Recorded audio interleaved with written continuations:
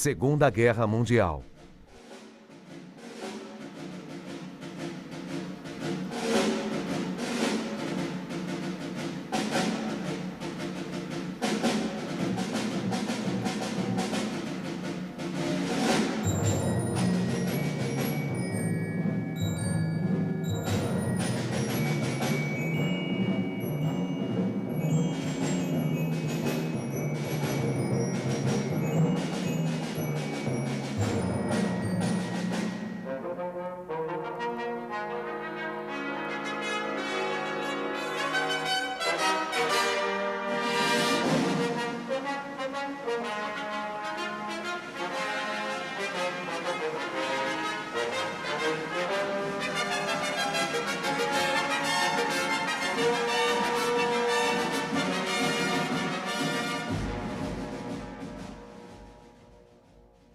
Bem-vindos à série especial de filmes da Segunda Guerra Mundial da Good Times Home Video.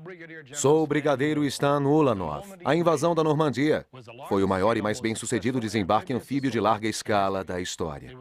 Foi a manobra estratégica-chave que levou à derrota da Alemanha nazista. Nessa edição, para colecionadores do nosso acervo, você verá a preparação e o sangrento confronto que ocorreu no dia D e a inevitável rendição do poder nazista. Com mais de 4.000 navios e 11.000 aviões envolvidos nessa operação, as forças aliadas se lançaram a caminho das turbulentas praias da Normandia.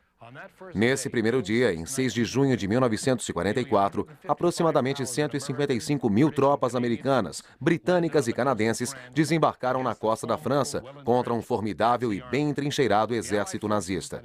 As forças aliadas tinham realizado o impossível. Eles tomaram a iniciativa de atravessar a França e entrar na própria Alemanha. No filme A Vitória, você verá a capitulação final do último poder do eixo. Você estará a bordo do encouraçado USS Missouri e assistirá aos últimos generais japoneses derrotados assinarem o documento de sua rendição incondicional, seguido do lançamento da segunda bomba sobre Nagasaki. Junte-se ao general MacArthur e ao almirante Nimitz nesse dramático dia da história. A invasão da Normandia. A invasão da Normandia.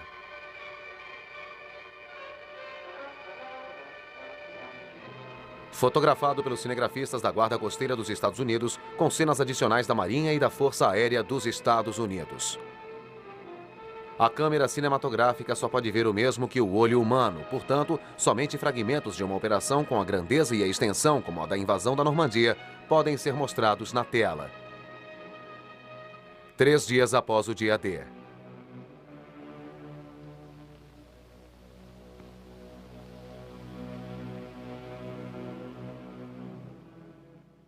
Dia 9 de junho de 1944. As tropas sobreviventes da Normandia foram para o interior. A tarefa da Marinha dos Estados Unidos, da Guarda Costeira e das Forças Navais Aliadas foi concluída. Tarefa que teve o seu preço em homens e equipamentos.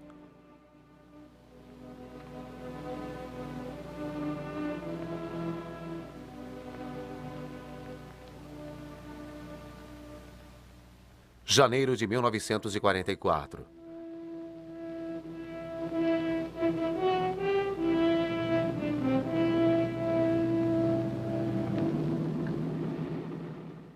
Tudo começou muitos meses antes. Na Baía de Chesapeake e em outras partes da costa americana, marinheiros e soldados inexperientes aprenderam a tarefa de irem do navio ao litoral. Porém, dessa vez, era um litoral amistoso.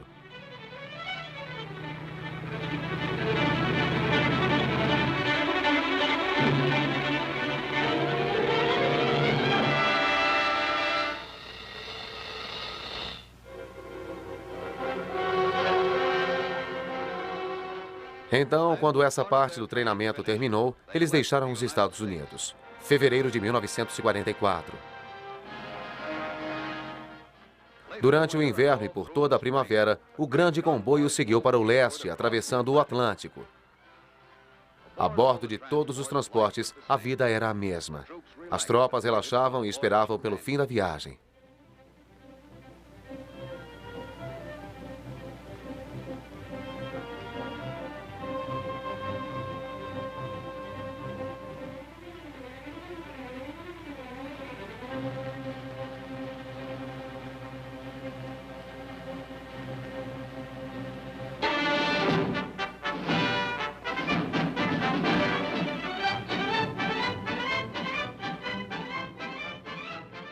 Março de 1944. Naquela primavera, o treinamento continuou ao longo de toda a costa da Grã-Bretanha. As barcaças de desembarque da Marinha e da Guarda Costeira praticaram o desembarque em terra dia e noite.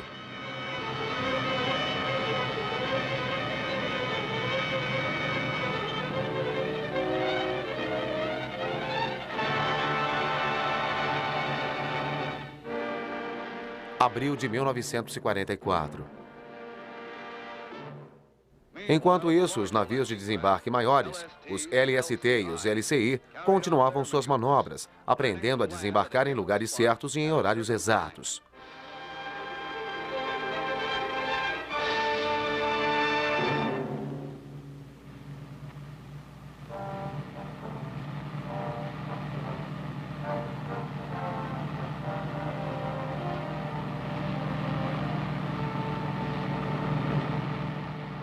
Maio de 1944.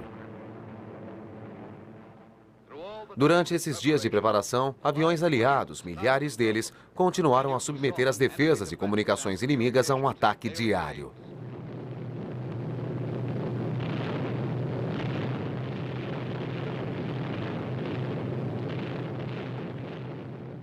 Quatro dias para o dia D.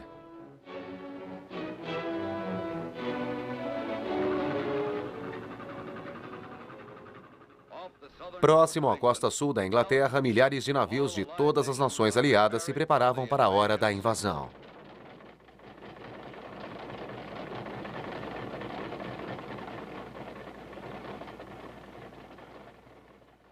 Os tripulantes da Marinha e da Guarda Costeira faziam seus últimos preparativos.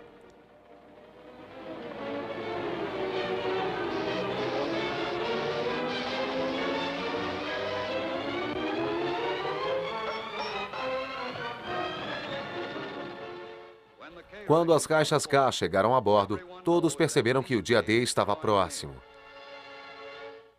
3 dias para o dia D.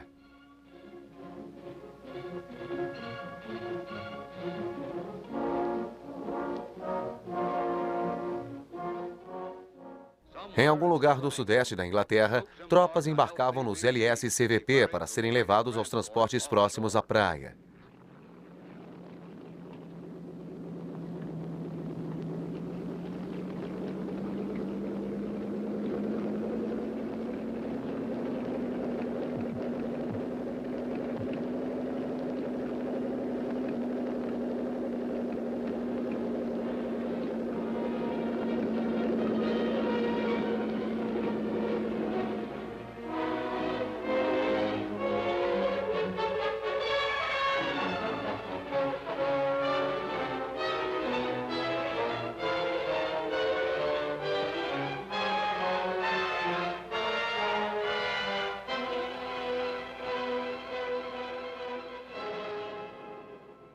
Um dia para o dia D.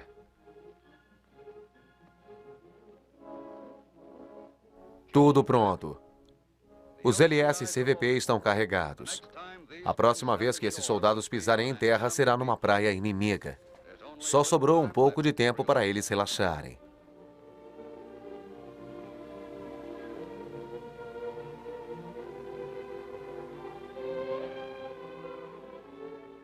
E os bombardeios aéreos da Força Aérea são intensificados. Agora os ataques são contínuos.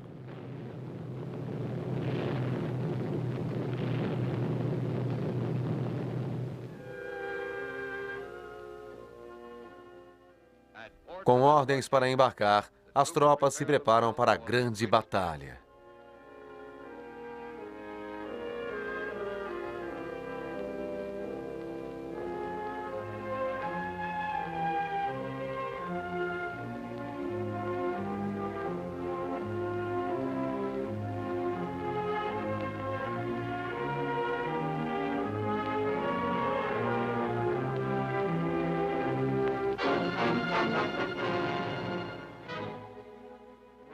Um oficial da Guarda Costeira faz um rápido resumo aos seus homens.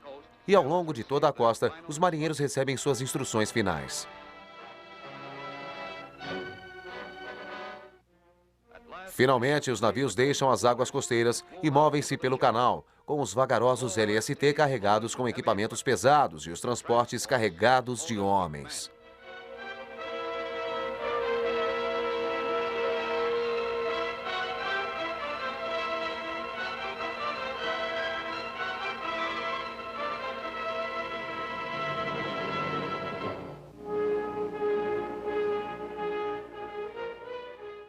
Os navios mais rápidos protegem a poderosa frota de invasão dos ataques aéreos. Às 15h30, os LCI da Guarda Costeira partem, carregando engenheiros, corpo médico e a infantaria.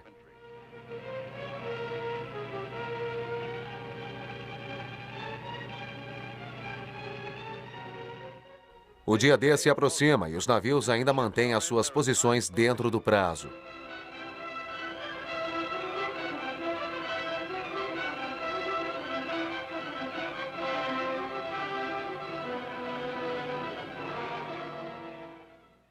Com a presença dos homens da Guarda Costeira e os transportes da artilharia, essa é a quarta invasão nas águas europeias.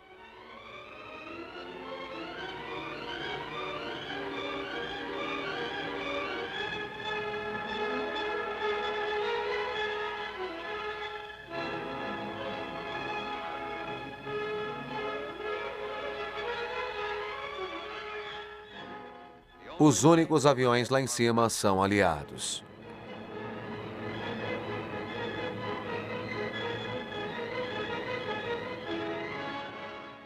Dos barcos de salvamento de 83 pés da Guarda Costeira aos poderosos encouraçados da Marinha, a frota de invasão ruma para a França.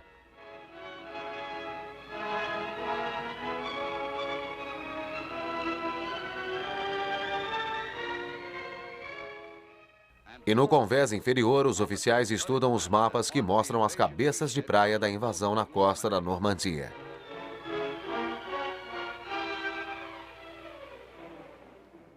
O dia D.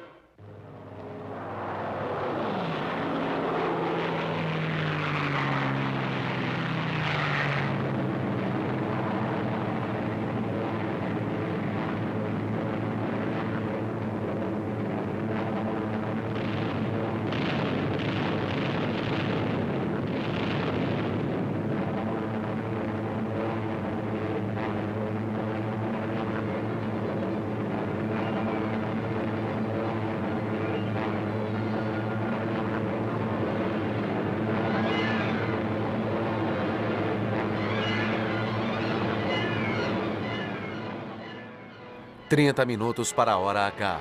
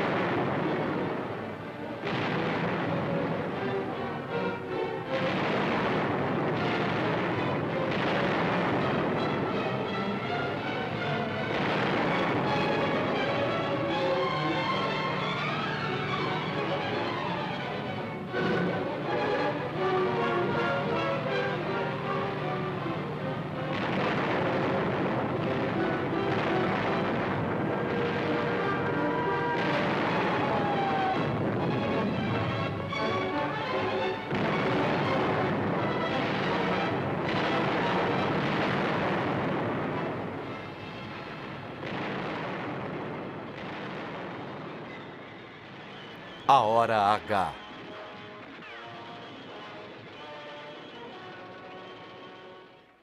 Algumas barcas de desembarque foram detidas por obstáculos de concreto construídos dentro d'água pelo inimigo.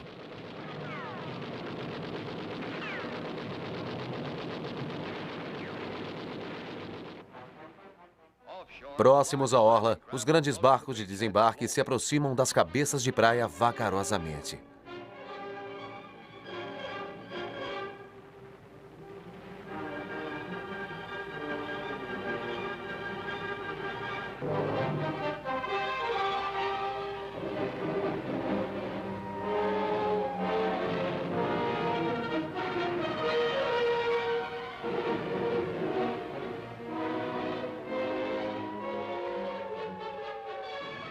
65 minutos após a hora H.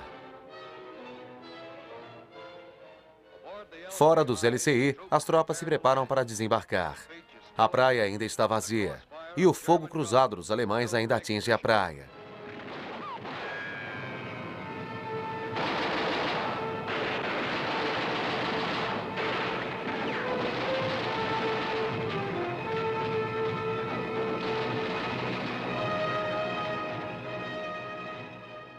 Fora do alcance do fogo inimigo, os LST aguardam até que a praia esteja segura para seguirem adiante.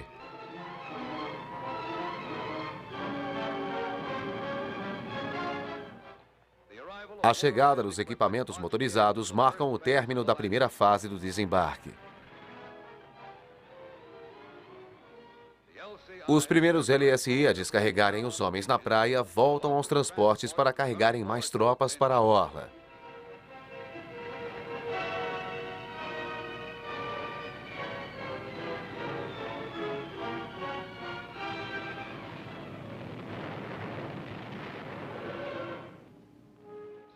Ainda aguardando fora do alcance dos canhões, os LST descarregam suprimentos e pequenos LCT. Grandes equipamentos de guerra são transferidos em antigas balsas gigantes para as barcaças que os desembarcarão na praia. E reforços chegam em milhares de homens.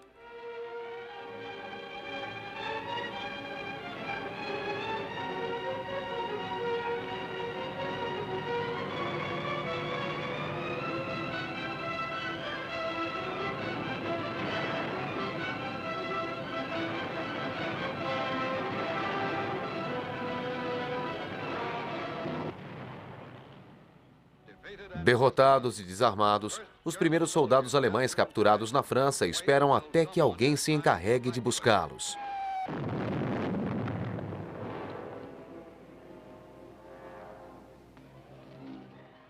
Lá fora, no canal, os barcos de salvamento da Guarda Costeira procuram por sobreviventes e ajudam os navios danificados.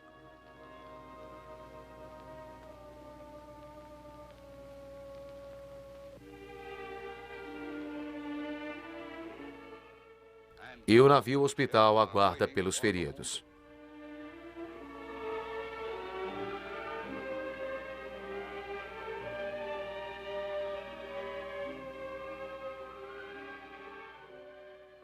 De um LCI danificado da Guarda Costeira, um homem ferido é transferido para um outro navio. E o plasma sanguíneo salvador vai com ele.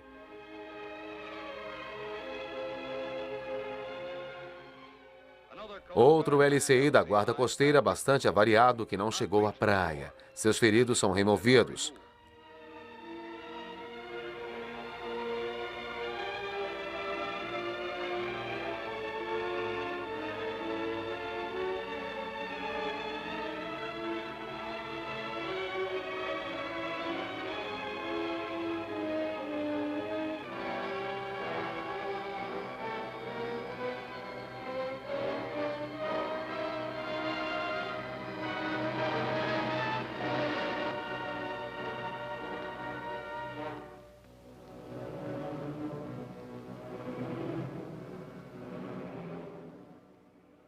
As praias estão firmes nas mãos dos aliados agora.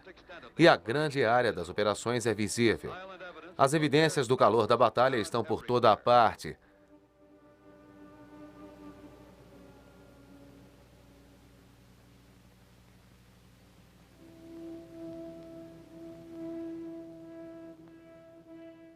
Mas, dentro de poucos dias, a maioria dos navios danificados serão recarregados novamente.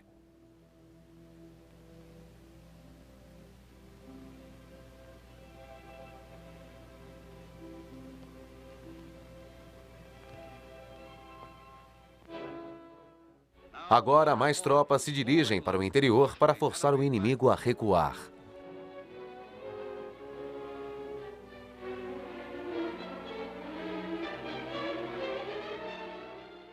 E outros LST desembarcam a sua carga na praia.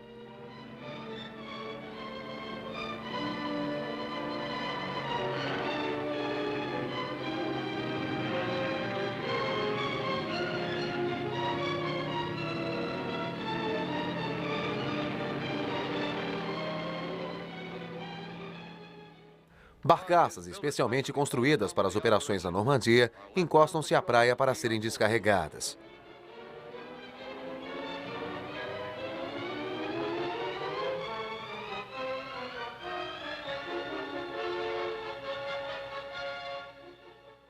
Durante o dia, só os aviões aliados estão no ar.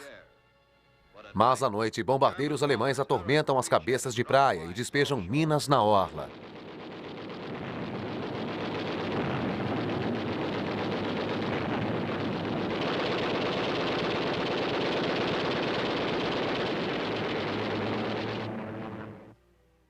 Sem o impedimento dos navios afundados, portos artificiais são construídos. Até que um porto esteja a salvo do inimigo, esse vai ter que lidar com os embarques existentes. O mau tempo chegou quando a batalha na praia já tinha terminado.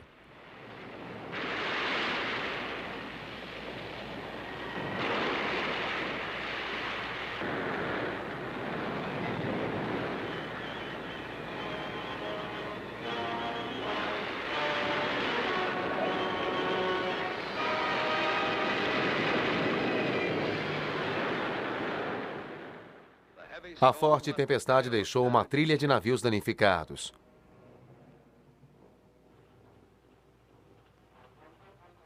Uma vez mais, a barca de desembarque navegou pelo canal.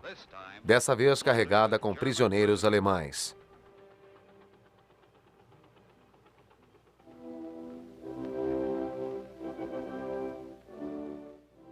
Na Inglaterra, os prisioneiros embarcaram num transporte da guarda costeira.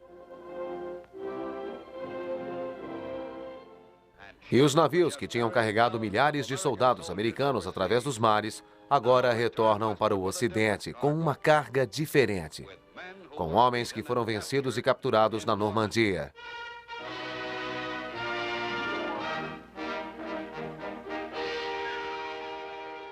Um filme da Guarda Costeira dos Estados Unidos.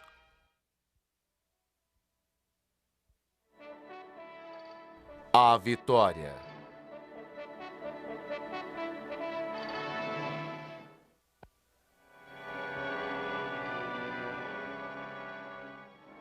Há um ditado antigo que diz que todos os caminhos levam a Roma.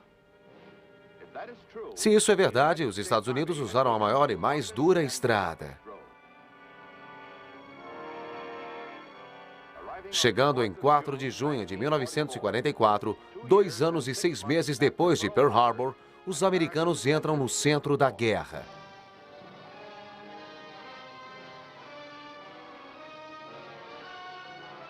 Dois dias após o 5º Exército do general MacArthur capturar a Cidade Eterna, as forças da invasão do general Dwight Eisenhower atingem as praias da Normandia, em assalto anfíbio maciço.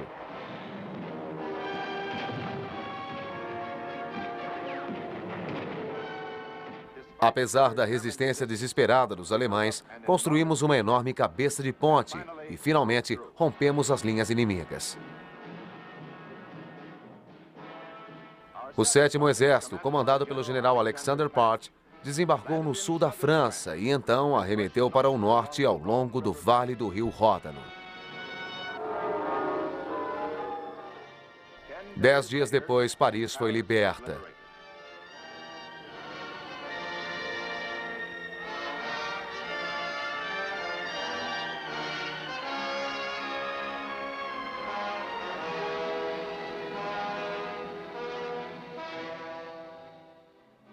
Na Itália, o 5º Exército atravessou o rio Arno e rumou para a Bolonha. No Pacífico, as forças do general MacArthur invadiram a ilha Morotai, em uma gigantesca frota anfíbia que os colocaram a 480 quilômetros das Filipinas.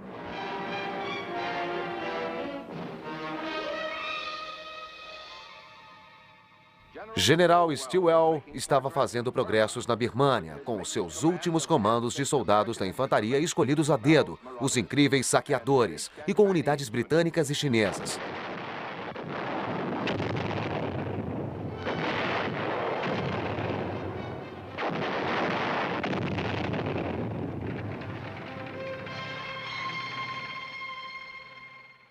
A maré da guerra estava voltando contra os agressores com muita força.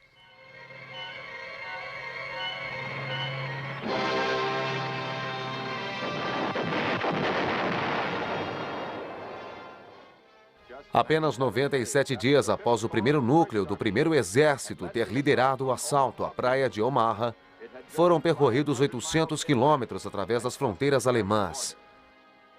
A batalha pela França se aproximava do seu fim. A batalha pela Alemanha estava prestes a começar. O Reich nazista pretendeu arriscar todas as medidas nos obstáculos antitanques no seu solo. A imensidão de uma guerra global, como a que ocorreu na Segunda Grande Guerra Mundial, surpreende a imaginação. Em terra, nas selvas e nos pântanos, nas montanhas, florestas e nas planícies, milhões de homens se espalharam pelo mundo afora travando o combate. No ar, milhares de outros dentro dos seus bombardeiros e caças. Sobre os mares e submersos, outros milhares nos seus navios e submarinos. Linhas de suprimentos incrivelmente extensas foram montadas para o transporte de materiais. Imensas redes de comunicação se estenderam ao redor do mundo. Essa foi considerada a mais grandiosa organização de poderio militar em toda a história mundial. Sempre houve a ideia descrevendo que a Batalha do Armagedon seria realizada em grande magnitude. Na Europa, em setembro de 1944, os Estados Unidos tinham 5 grandes exércitos lutando contra os nazistas. O 5º Exército na Itália. O 1º Exército com alguns componentes já em solo alemão. O 9º, o 3º e o 7º, todos lutando juntos com os ingleses, franceses livres e outras forças aliadas. No Pacífico, o 6º Exército e outros componentes. Na Birmânia, o general Joseph Stilwell comandando combatentes de selvas americanos. Ingleses e chineses empurraram de volta os japoneses, abrindo o caminho para conseguir o controle de toda a estrada que os engenheiros do nosso exército estavam construindo para uma rota de suprimentos terrestre para os combatentes chineses através da Índia. Na Rússia, os exércitos alemães estavam batendo em retirada por causa dos maciços contra-ataques soviéticos. Usando uma velha expressão do exército, nós estamos derrotando o inimigo em todos os flancos. Mas não houve nenhuma grande marcha. Não houve uma súbita arrancada para a vitória. Enquanto os agressores recuavam, maior se tornava a sua resistência em uma longa e desesperada marcha. Nós pagamos um alto preço por cada quilômetro que tomamos. A batalha pela Alemanha começava. E os alemães tiveram o seu inferno. O crepúsculo dos deuses havia chegado.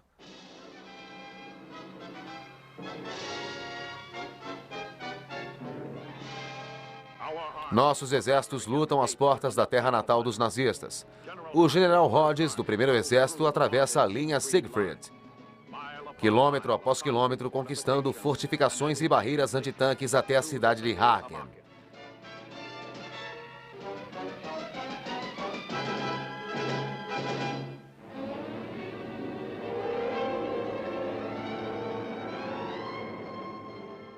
Dois anos e 7 meses depois do general MacArthur ter deixado as Filipinas, ele manteve sua promessa de retornar.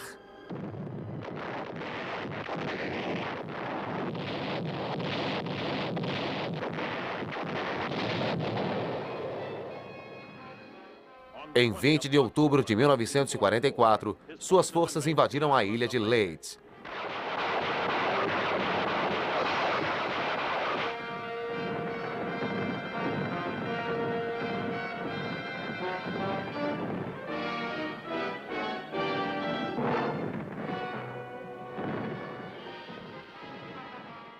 Esse também não foi um caminho fácil para a vitória. Os nossos soldados tiveram que enfrentar um inimigo que lutava como seus líderes tinham ordenado, que lutassem até a morte. Se era desse jeito que tinha que ser, eles receberiam o que estavam pedindo.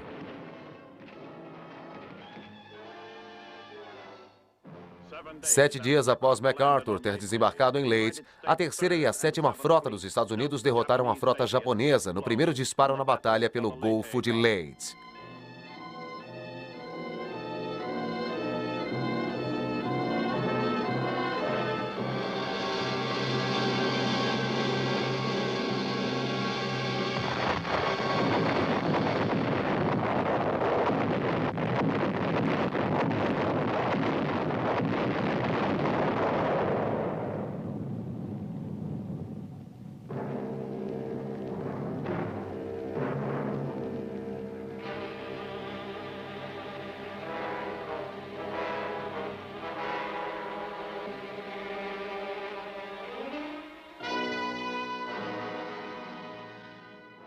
A cortina se levantava para o último ato do drama da Segunda Guerra Mundial. O terceiro exército do general Patton tomou a cidade de Metz.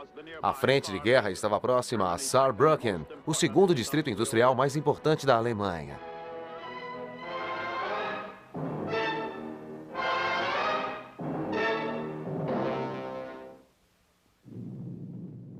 No outro lado do mundo, os novos bombardeiros B-29 do exército da nova base de Taipan faziam chover bombas em Tóquio, uma chuva de fogo do céu para vingar Pearl Harbor. A campanha em Leyte estava indo bem. As nossas forças seguiram adiante, capturando as bases japonesas de Oamak ao longo da costa oeste. Nossas forças desembarcaram na ilha de Mindanao, sem nenhuma baixa. Enquanto as forças do general MacArthur avançavam nas Filipinas, o terceiro exército de Patton penetrava o Saar e seguia adiante para atravessar o rio Saar.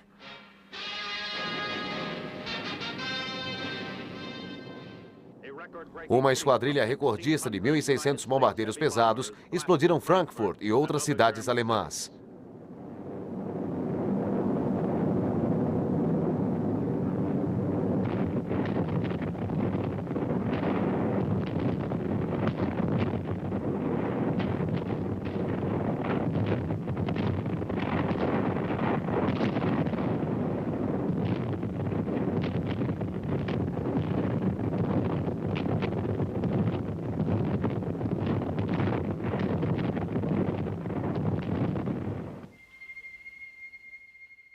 Os nazistas foram arrebentados severamente e ceifados implacavelmente das cidades de onde eles mergulhavam nos ares. Agora, os mesmos responsáveis pela velha Guerra Relâmpago viam as suas cidades serem reduzidas a uma pilha de entulhos. Para as milhares de vítimas de guerra dos nazistas, aqui finalmente houve uma maciça repetição contra os seus executores impiedosos.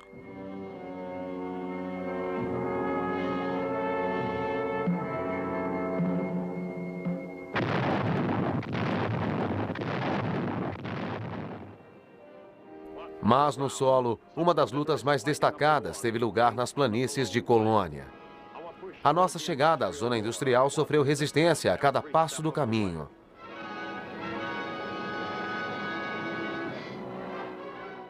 Então, em 16 de dezembro de 1944, a contraofensiva alemã atacou.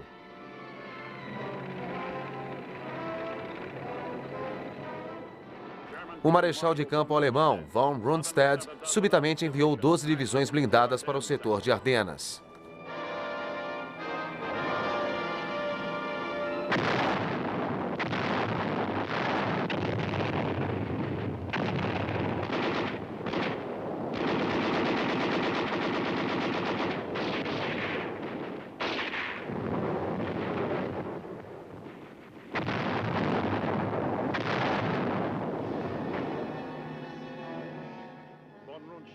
Von Rundstedt fez uma jogada de alto nível, atravessando o rio Mosa e dirigindo-se para Liege para tentar cortar as redes de comunicação aliadas com a linha de frente. As linhas de força das comunicações podiam ser cortadas e a sorte dos nossos exércitos poderia estar numa balança. Essa foi a Batalha dos Bulges.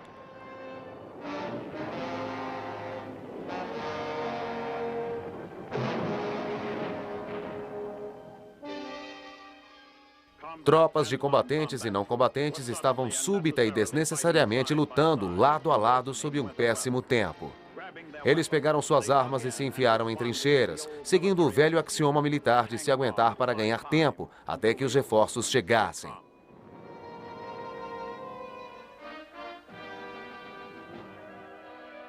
O general Eisenhower tomou medidas imediatas para resolver a situação. Ele colocou o 1º e o 9º Exércitos ao norte do Bulges sob o comando do marechal de campo Montgomery, do 21º Grupamento de Exército, com ordens para atacar do norte.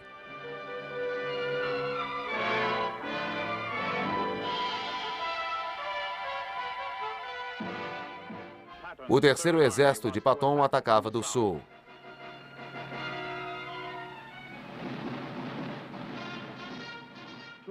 Duas divisões aerotransportadas avançaram rapidamente. A 101ª tinha ordens de manter o centro de comunicações em Bastogne. Foi durante essa ação de cerco a Bastogne que o general McAuliffe, então comandante da 101ª, deu a sua famosa resposta à exigência alemã para que eles se rendessem. Essa resposta foi registrada como sendo de apenas uma única palavra: droga. Se o inimigo tivesse entendido imediatamente o que significava, a resposta tipicamente americana de McAuliffe, a ação que se seguiu teria convencido indubitavelmente que o significado era que os americanos não tinham nenhuma intenção de se render.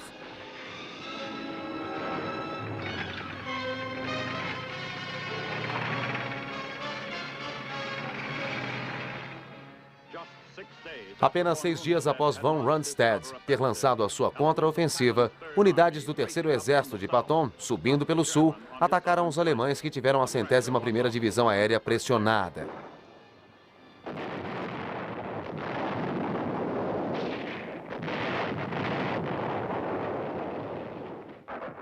O 1º Exército americano atacou pelo norte.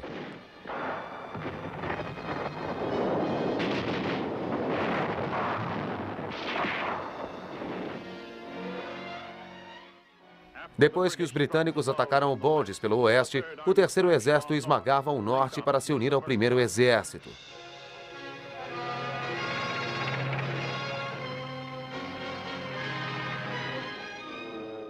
Então, o tempo melhorou e nossos aviões atacaram pelo ar, devastando as forças de Rundstedt.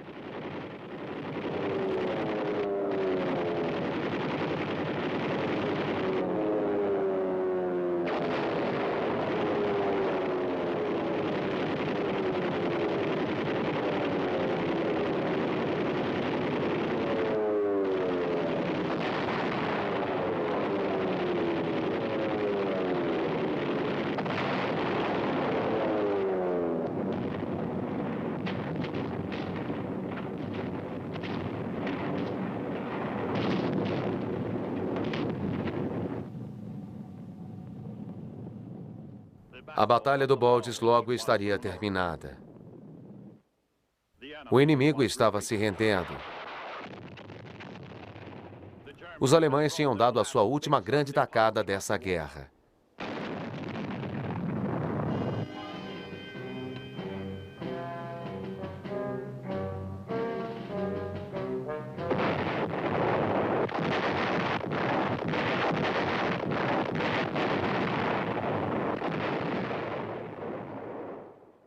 Enquanto a Batalha do Bulges seguia seu curso na Europa, o 8º Exército, comandado pelo general Robert L. Eichenberger, combatia uma obstinada resistência japonesa em Leyte, no Pacífico.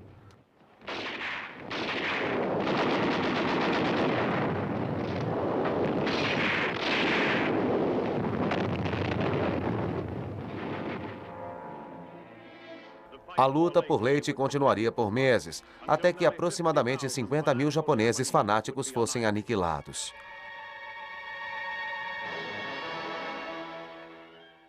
Nossas forças estavam se espalhando pelas Filipinas. 60 tropas do exército desembarcaram em Luzon, no Golfo de Lingayen, e lançaram-se para o sul para capturar Tarlac, a apenas 100 quilômetros de Manila.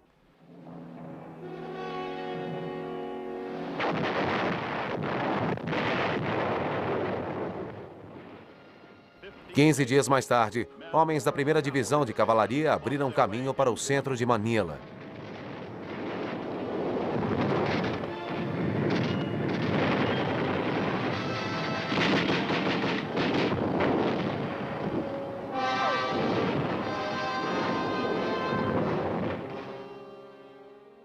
A captura de Manila inclui o campo de prisioneiros de São Tomás. Juntamente com o povo filipino, esses prisioneiros tinham esperado em longa e reservada agonia por esse momento de libertação. De todos os povos libertados no mundo, nenhum mostrou maior gratidão do que os filipinos. Eles sabiam muito bem que nós não viemos para conquistar, mas para manter nossa promessa solene de voltar para destruir o agressor que tinha se apossado da sua pátria durante suas conquistas na Guerra Mundial. Menos de 2 anos depois, os filipinos receberam dos Estados Unidos total independência como uma nação soberana.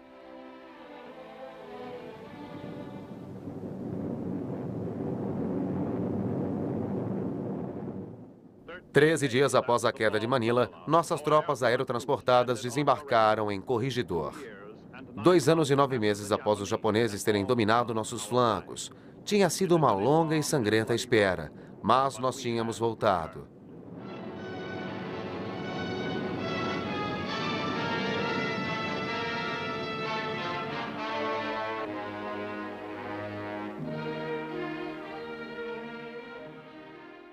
Quem eram e onde estavam aqueles que uma vez disseram que o americano não era um soldado e que nós não lutaríamos?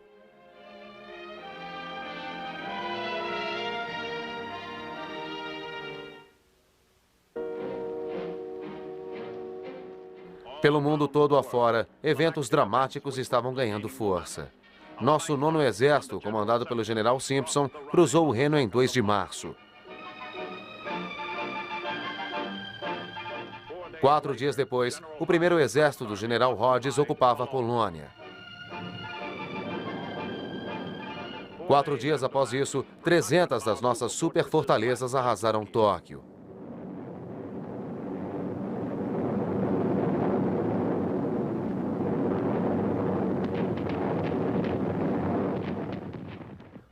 No dia 17 do mesmo mês, o general Patton e seu 3º Exército tinham tomado Koblenz.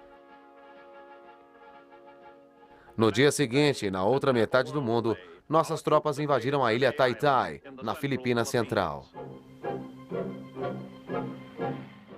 3 dias após isso, o 3º Exército de Patton cruzou o Reno.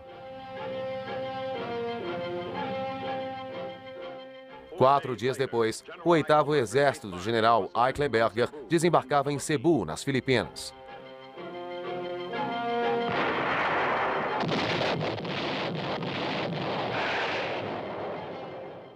Menos de uma semana depois, em 1º de abril de 1945, o 10º Exército dos Estados Unidos, sob o comando do general Simon Buckner, invadiu Okinawa. No mesmo mês, a 2ª Divisão do 9º Exército chegava ao Elba, a apenas 100 quilômetros de Berlim. O 3º capturou Coburg.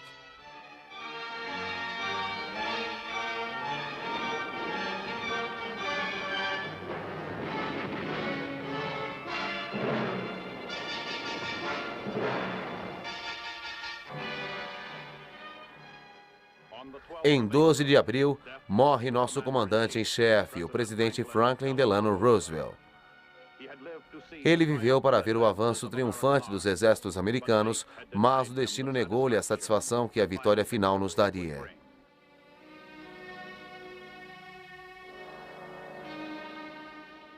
Menos de um mês após a morte do presidente Roosevelt, os alemães se renderam. Hitler morreu pelas suas próprias mãos. Apenas poucos dias antes, Mussolini tinha sido morto pelos partisãs italianos.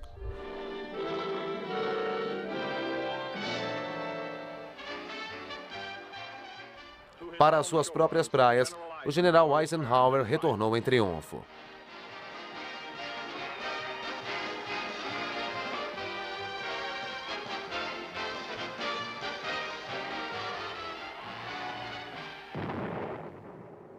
Mas, no Pacífico, a guerra ainda continuava. Uma grande e dura guerra, cujo fim ainda não se previa.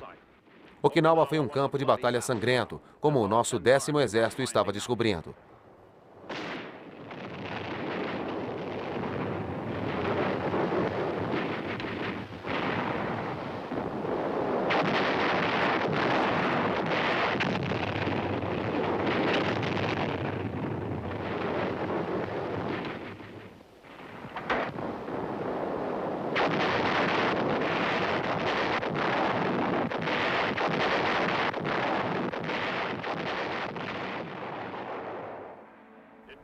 Nos custou 82 dias de lutas para tomar Okinawa.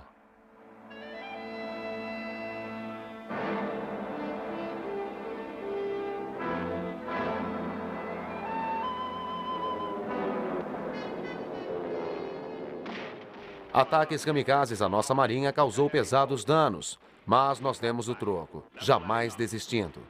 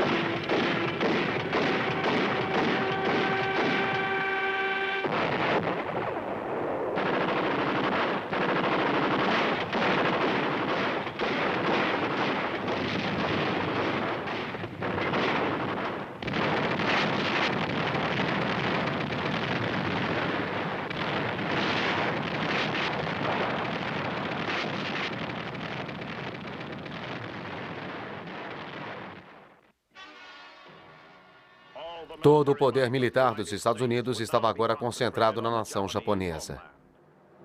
Havia um trabalho duro pela frente, um trabalho que custaria homens e equipamentos. Toda a nossa força militar agora mirava no nosso único e remanescente parceiro possível.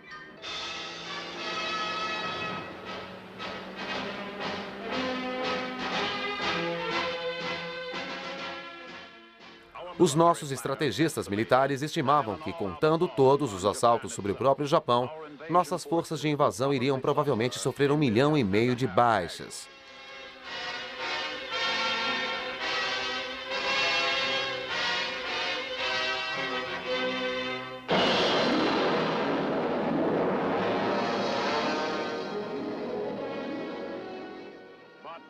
Mas uma nova e apavorante força surgiu no mundo para impedir aquele 1,5 milhão de baixas. A bomba atômica. 2 dessas armas aterrorizantes, lançadas sobre Hiroshima e Nagasaki, colocaram o Japão de joelhos.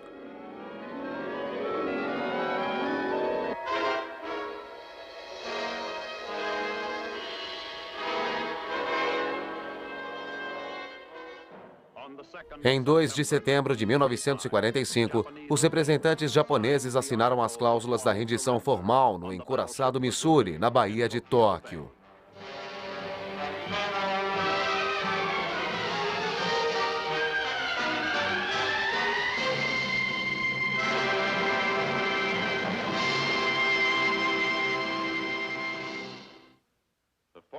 A rendição formal dos japoneses em 2 de setembro de 1945 marcou o fim das agressões na Segunda Guerra Mundial. Foi um acontecimento histórico de grande significado.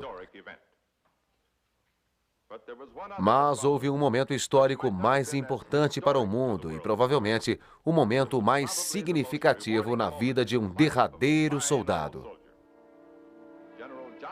O general Jonathan Wainwright, que tinha sido forçado a se render em Corregidor, foi resgatado de um campo de prisioneiros de guerra por paraquedistas do exército americano na Manchúria e trazido de volta para estar presente na rendição formal em Missouri. Um dia ou 2 depois disso, ele esteve presente na rendição do general Yamashita e da rendição do exército japonês nas Filipinas. Deve ter sido um grande dia para Jonathan M. U. Wainwright, um soldado americano da classe de 1906 de West Point.